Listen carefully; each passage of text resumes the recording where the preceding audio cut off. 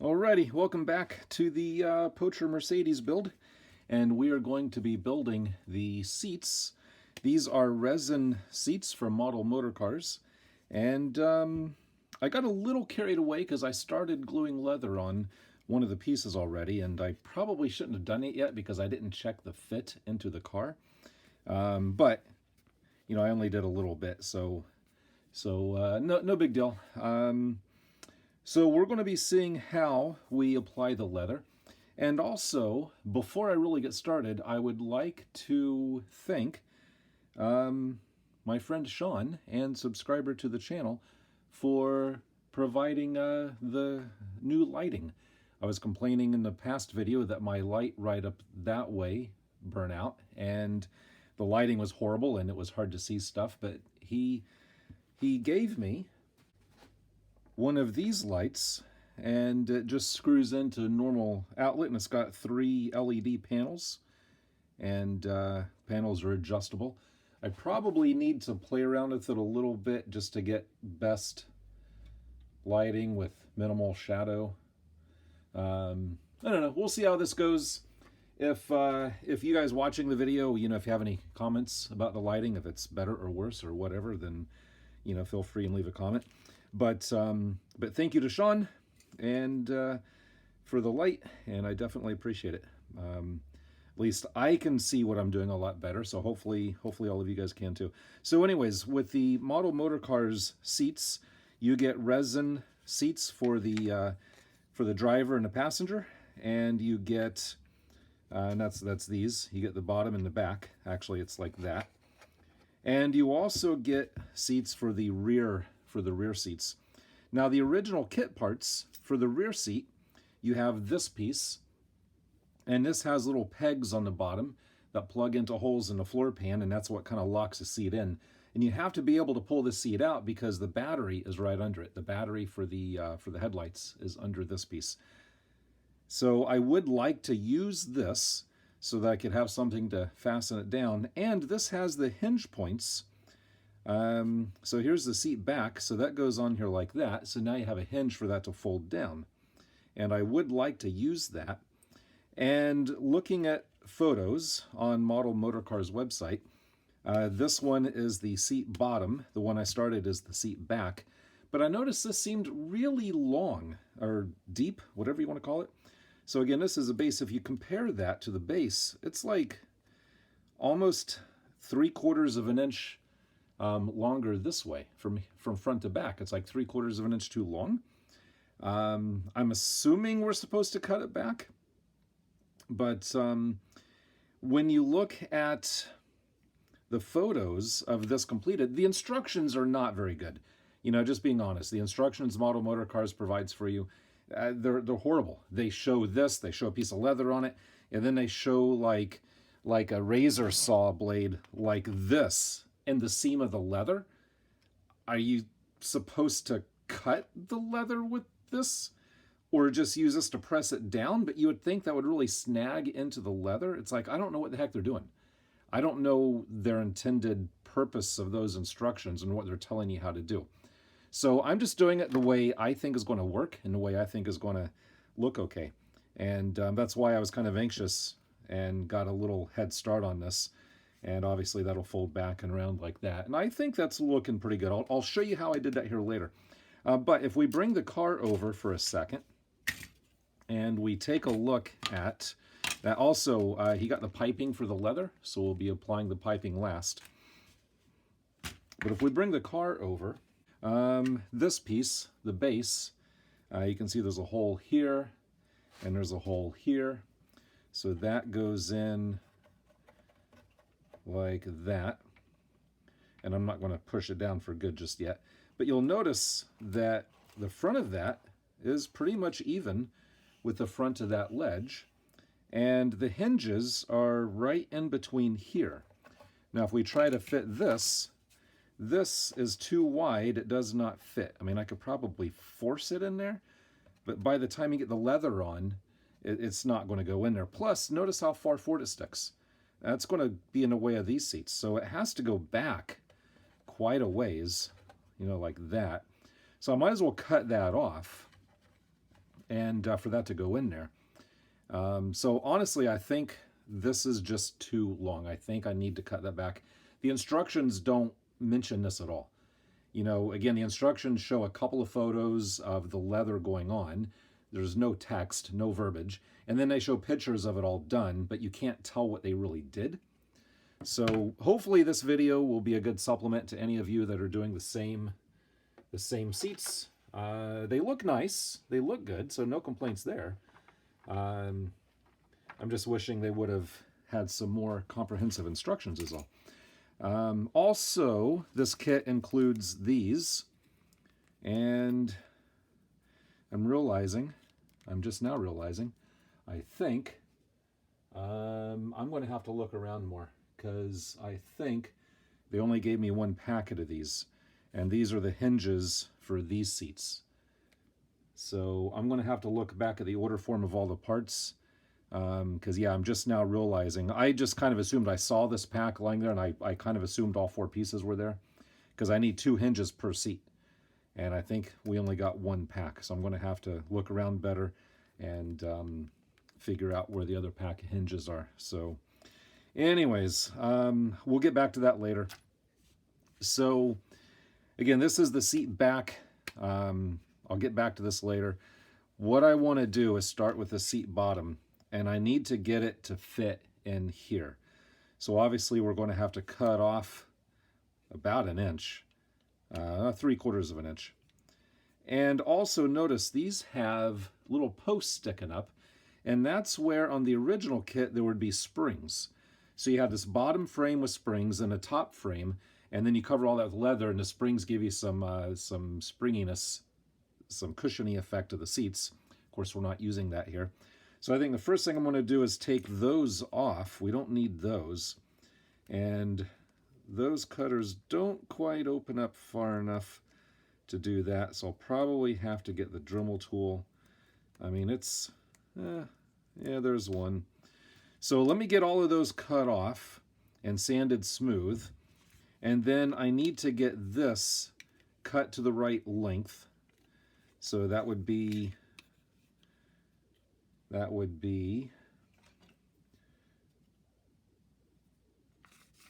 say about like that.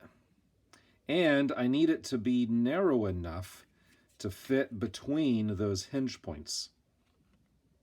So let me get that cleaned up. Let me get this cut to shape, and we'll get back to you here in just a few minutes. Okay, so here's this all cut to shape, and I think I still need to sand the edges a little bit just so it'd be easier for the leather to wrap around. But that fits in here like this in that frame, and I think that'll look nice where the leather wraps around here where the hinge comes up. So that should look pretty good. Notice the frame isn't shaped exactly like this. I'm not going to sand that back yet till I get the leather on it, because maybe with the leather that'll be even then, I don't know. But that's not really a critical thing right now. And again, those pegs, those posts are sanded down smooth. Those posts are sanded down smooth, so this now sits nice and tight on there, just like that. And again, those pegs there will plug that into the floor. So I think that's good. The next thing I need to make sure of is that this piece will still get the hinge, and it looks like it does not. I want to make sure that I can use those hinge points and fold that down, but they're not matching up. So what I need to do, and I was actually thinking about this before I fitted that, because if you think about a seat cushion, you know, it's padded, it's got foam in it, it's wrapped with leather, it's going to be cushy, right? So if I came in about here and sanded that down, that would make like the indent where the back cushion sets and folds in. I think that makes sense, and I think that would look perfectly fine. And then that would get that down where it needs to be in order for the hinge to work. I think that would look fine. It's either that or thin this piece down, but I don't think I want to do that. And you know, something else I remember from the last one of these I built, the frame that went on top of here, when you put the springs in it, even with the springs compressed all the way, this was still like way up here. I think when I did that previous one, I didn't even put the springs in the back seat because it just made that seat cushion way too thick, and that didn't even work at all. So I think what I need to do is either make new hinges or sand into that until that fits in there. It doesn't need to go much, like 1/8 of an inch should be plenty, and that would give me plenty of room for the leather as well. So I think I'm going to do that. So I'm just going to, let's just mark this. I'm just looking for a straight edge is all. Let's just mark that right along there. And I'm not going to take off much. What I might do is just go to where the pleats start to run out, maybe? I don't know, I'm just kind of making this up as I go along. And I'll probably just use that on a Dremel tool just to go along there until I have enough room for the back seat cushion. Okay, so there's that a little bit done. I don't want to go too deep because, well, just because. That's definitely a lot closer. But I think I need to go more. But what I think I should do, I think the smart thing to do would be to finish the back here, get that attached to here, then I'll know exactly how far this sets in here, and so I'll tune this to fit this. But right now, this is too wide to fit into the car. So what I need to do is I need to take off a little bit here and a little bit here. Basically, I need to make this the same width as that piece. So I need to make that the same width. So let me do that, and then I will finish wrapping with the leather. Then I will attach that to here, and then we can fit that to here. So let me get this sanded to shape better, and then we'll come back and I'll show you how I'm gluing the leather down. All right, so I've been working on this for a little bit, and what I realized is I don't really need this piece. So what I did was I just clamped the bottom seat part into the frame, and I do need this frame because it has the hinge parts. But this, I don't really need this because I can just run the screws right into the side of the resin casting there.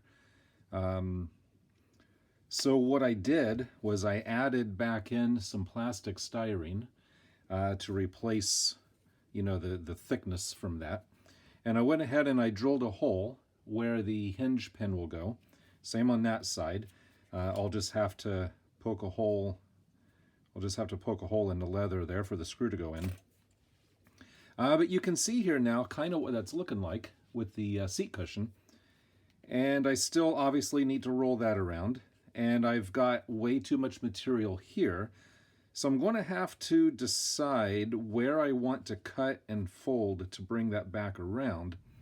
And you'll also notice around that corner, when you bring this around, you're going to get a lot of bunching. And I don't want to cut that off yet till I get closer to there. But when you bring that around, the material's going to want to bunch up when you bring it around. So by cutting it a little closer, that gives you less material. Plus I went in and I snipped out some little pie sections, I guess. So that would roll down flat without a lot of excess material bunching up. And the back of this, the way that looks won't really matter because I'm going to be making a back piece to cover that up. But I think so far that's looking pretty nice. So what I'm going to do, I'll show you how I've been gluing that down. And what you do is I just got a little pile of CA that I squirted out, and I'm using just the tip of a brush that I kind of the handle of a brush that I cut down to a sharp point. And so what I'm doing is I find the first ridge or the next ridge, and I just kind of make a mark there so I can find it easier when I get back there. Fold that back, and I also made a tool. It's just a piece of plastic that fits in that groove. And also I took some sandpaper, folded in half, and I just went through all the grooves, kind of like that, just to make sure that the edges of those grooves are more rounded, and that'll allow the leather to fall in better. And also right there, I missed this one. I don't know how well you can see that. But right there, that groove does not finish all the way to the edge. So I'm just going to take an X-Acto blade and just kind of cut that groove out. And there's another one here, I'll get to that later. And just kind of sand that, just so there's a nice open trough for the leather to go into. And that should be pretty good. And then I'm just going to take the glue and I'm just going to put it into that trough, or the groove, whatever you want to call it.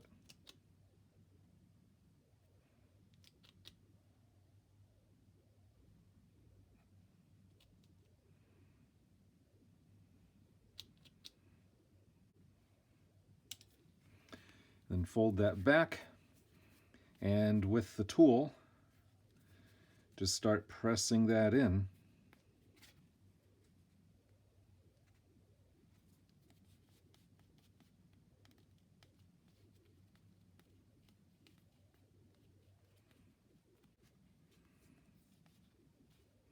It's a little bit time consuming, but it's easier than the way I did the last one that I did, where I had all the little panels cut and I wrapped and glued them in place.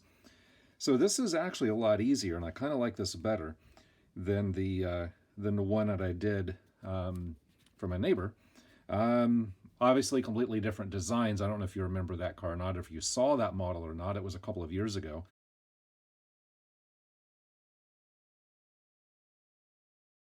So, go back and watch the other Pocher Mercedes I did, gonna spend a while ago, and check out the seats I did for that. And I think both look good. I like both ways. It's just two different styles, two different patterns. This I like, it looks nice, and it's coming out pretty decent. So I just have to do that on this seat. Let's see, 8 more times, and then I'll have to do all of those, and then the passenger and driver seats. So it is a little bit time consuming, but it's not hard. The only hard part really is getting it around here, and even that's not too bad. Like I said earlier, the instructions that Model Motorcars provides, there's no text at all. They just have some pictures here or there. They show you cutting it off flush along here. They don't show you rolling it around. You're just kind of cutting it off flush and putting another piece of leather on. And also, as I said before, they show a photo of a saw like this, a razor saw, on the leather in the groove. And I really don't understand that. I don't know if the intended purpose of this was for you to cut the leather in each slot, so then you have a bunch of individual strips. Well, what if the glue fails or comes loose? Now you got all these little edges popping up. I don't know. That just doesn't make a lot of sense to me. I couldn't figure out the intended purpose of their photos, so I'm not doing it like that. So let me finish wrapping this, and then the next part, I'll fit it on here. What I'll do is I'll take some scrap leather on this, and then set that on just to make sure that it can pivot properly. I'll probably have to sand more out of there to give some pivot clearance. But one other thing I did for the pivots, you know, the kit calls for these little Pocher screws. And again, I'm not a huge fan of those. They work in some places. But the thing is, the distance between those two hinge points perfectly slides into the spot in the back of the car. And if you put these screws in, those screw heads are going to hit. The screw heads won't let it go in. So I drilled the holes out bigger and countersunk them so I could use these screws that I've showed you a few times already. And those will screw in there, and the heads are now flush. And so now it'll slide in, and of course that'll screw into the edges there, the holes I already drilled. So that'll be my pivot points. And I was concerned about the strength of the plastic around here, breaking or pulling through. So what I did, and I don't know if it's going to show on the camera very well, but I took some carbon fiber tow, that's just basically carbon fiber strand like this, and I glued it along that edge all the way around this way. So I glued it with CA all the way around. So I have carbon fiber around, starting at the base all the way around to here, and that should really strengthen that pivot point here, so that should never break. So I'm happy with this. I'm happy with the way this is going. I'm happy with deciding to not use that piece. I don't need that. So I'm going to keep gluing this down, and we'll come back when I have more to show you. And so be back here in just a little bit. Okay, so I got the seat back covered, and I got the holes drilled here and here. And you want to make sure, and I got the back cover on as well, or the back piece on. But when you drill the holes, you got to make sure that the hole is further forward. That way it will prevent it from flipping back, and it will allow it to flip forward. If the hole is too far back, then it won't flip forward, and it will only flip back. And hopefully that makes sense. And I got this sanded down the way it needs to be. So if we put this in the frame, and I will have to sand the frame back a little bit. Would have been nice if that casting was the same shape as the frame, but it's, you know, plastic is easy to sand and shape, so not that big a deal. And I'm just going to make the front edge even, and then we can put this in and put some screws in. And actually, I don't need that seat in yet. We'll see why here in a second. We'll go ahead and put this in. But here you can see the seat back folds down. So what I wanted to show you, the reason why I took this back out, if we take a scrap piece of leather, and we'll just put that scrap piece in here, and then stick that in. All right, so notice how the seat can only go back that far, but it can fold forward. And you hear that little squeak? That tells me I've got perfect contact in the leather, and without too much binding and no gappage at all. So that's how I tested this to make sure that it would fold properly. I just kept sanding that down until I had that kind of a fit. And so now I am ready to cover this part in the leather just like I did this. Almost just like I did this. I'm going to have to do something different along here because the cord there will go along that seam. Let me show you. I already did one of the seats, one of the front seats. And so I've got this all covered, and I've got a piece around here. And so now this, the piping, will get glued in around there like that. And the instructions, they just kind of show using CA, it looks like, to glue this on. I'm really concerned about using CA to glue that on. Obviously, what I would have to do is tape that off and to where I want to put the CA. That way I don't actually get CA anywhere where I don't want it. The problem, though, that I could see happening is sometimes CA sets up quicker than you want it to. And if it sets up before I take the tape off, then it could glue the tape right up next to the edge of the piping. And then when you take the tape off, it's going to tear and leave a little edge. It's not going to look good. Maybe I'm overthinking it completely. It's just that sometimes CA sets up quicker than you want it to. And I can see that causing problems. So I want to use a glue that won't set too quickly, and a glue that I can wipe off without risking damaging the leather. So the UV curable glue I know will work. I accidentally dripped some of that UV curable glue on another leather piece and it wiped right off with no issues. If that would have been CA, it would have been ruined. So I could either use the UV curable glue, or I could probably just use like a wood glue or white glue. But I don't think I want to use CA for that. And just to kind of give you a view of how I did this, on the other seat, as you can see here, I've got that all covered. And notice I just went ahead and glued it down over the edge here. It's not all the way glued, because I'm going to be cutting and trimming this off. And so what I'm going to do, I'm going to take a piece of this tape, and I'm going to go right after it folded over, and I'm going to curve that around, and I'm going to go right to the base of where those little pleats end. So right at that base of where the pleats end. And I'm going to take the X-Acto blade, the X-Acto knife with a new, fresh, sharp blade, and I'm just going to use that tape as a straight edge to cut that leather. And then once that's cut, I'll peel off that excess.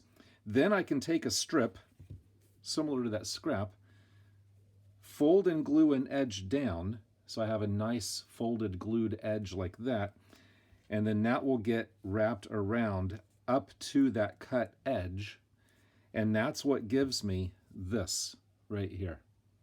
That's how I did that. And that, in my opinion, leaves a really perfect seam to put that piping and to glue that piping in like that. I just have to be careful not to screw up the gluing, and that should come out pretty nice. This was the best way that I could come up with to get a nice edge for putting the piping on. And normally I don't like fresh open cut seams, but the folded edge, when you butt it up against that, looks nice. And again, the piping will cover any tiny gap like what I got right there. That'll be covered by the piping. And again, in my opinion, I don't think I could have done a better job than what I have here. That's why I'm very concerned about not screwing up with the piping and making a gluey mess. That would be bad. So I just have to do the same with this one and do the same with this, because I'll get piping along here as well, all the way around. So I'll do the same with this. Then this can get bonded in here, and then this will be done. And as far as the front seats, something that was nice about these castings is with the leather on, they fit in those bases perfect. I can't ask for a better fit than that. Now these bases still need to be painted. I'll just do a gloss black. And these arms, I did find out, I mentioned earlier that I think I was short 2 of these arms. And yeah, I contacted the guy I'm building this for, and he's ordering another set of these and having them shipped to me. You know, it's kind of stupid, in my opinion, that a pack of these only includes 2, because you got to have 4. There's 2 seats. Each seat needs 2 of these. You got to have 4. Why would you ever need 2 but not 4? So why would you not put 4 in a pack? That's just, you know, I assumed when he ordered these that it was going to have 4 of these. And then I got to looking, and there was only 2 in here. So let me just open this up here real quick. Take a closer look at them.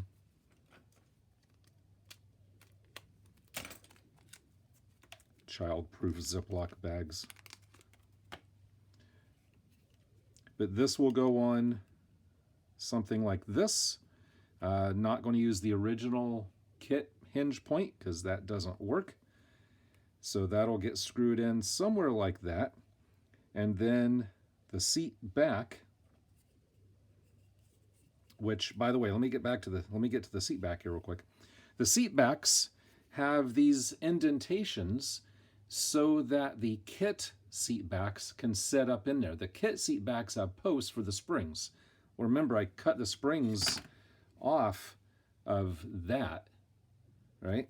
And for these, I'm not using the kit seat back. These are just going to get covered in leather. I'm not using those. They're not needed because we're not using the hinge function of those. So I got to fill those in, or else you'll see divots when the leather goes on. So that's what this is here. I've just filled that in with scrap styrene and some CA. That needs sanded back smooth. But this will set something like this. See if I can hold all that. And then the hinge, hopefully this fits, just barely, will go on here like that. I'm thinking what I'm going to do, because that just barely catches. Maybe if I do like lean it back a little bit. If I lean it back a little bit, might work. But that screw for that hinge is going to go right into that corner. And that's also like the photos on the Model Motorcars website. That's what the photos look like. So what I might do is take a piece of brass tubing. I might actually knock that corner off and bond on a piece of brass tubing for the hinge pin or the bolt to go through, because it's got to be right on that corner. There's not a lot of meat there for a hinge. So I think my best bet to keep that from pulling out is to glue a piece of brass tubing along there, and that'll give a nice hinge point for that. So that's the plan with the hinges. I'm just waiting for a couple more, but that shouldn't hold me back at all. I can continue working. And so again, that's going to fit on here like that. So far, that's coming along nicely. And this one is getting there. And I am a little concerned about the seat backs. Not so much the curve with the leather. I think that'll stretch in fine. But what I'm concerned is the piping. I've been thinking about this a lot, and how I'm going to butt up the leather to put the piping on. The problem is the piping is, I don't know how well you're going to see this, but the piping is actually thinner than the thickness of the leather. So if I just have two cut edges, butted up like that, the piping may or may not cover that edge. I don't know. That's kind of what they show in the instructions. They show a piece just right up against the edge, then another piece right up against that, and maybe the piping would cover that.